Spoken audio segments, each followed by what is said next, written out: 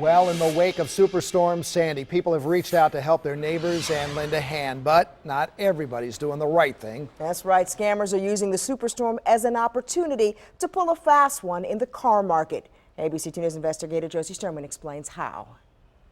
We are going to die. We lost everything.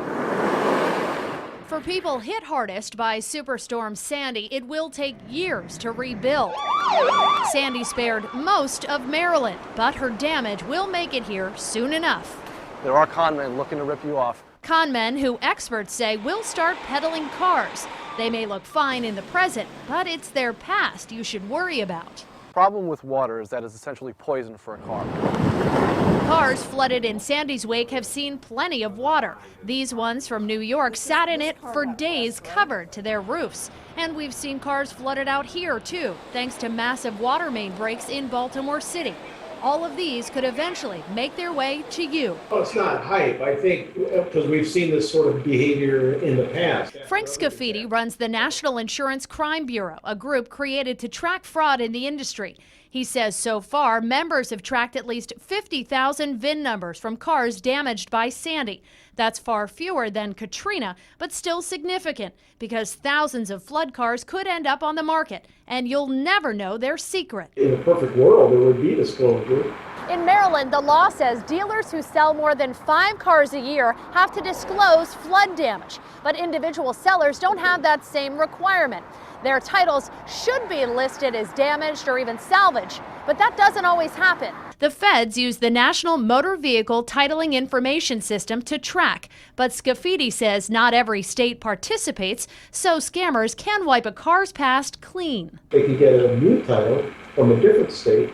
They drop the brand for salvage on it, and now all of a sudden you've got a damaged vehicle with a perfect title. But to uncover the imperfect past of a car takes some work. Unfortunately, it's extremely easy to clean up a flood-damaged car. Chris Basso with Carfax says with a few hours, a few $100, and a few sprays of Febreze, a flood car can look brand new.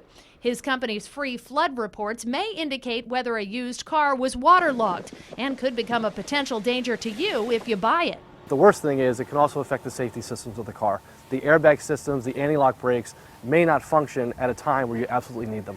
That's why before buying any used car, you've got to take it for a ride to a mechanic. Things can look good from the top, but underneath is a whole different story.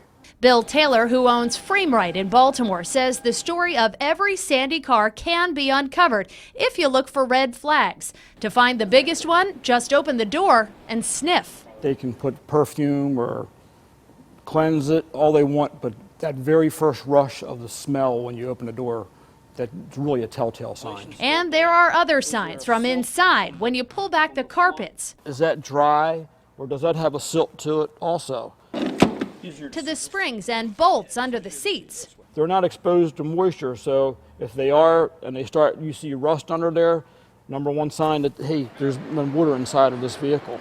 And especially under the hood. Looking for water lines, corrosion along inside of the wheel well. Now, of course, this gets wet from the rain, but being submerged is another thing. Knowing if your car was submerged is something you should do before sinking in your money.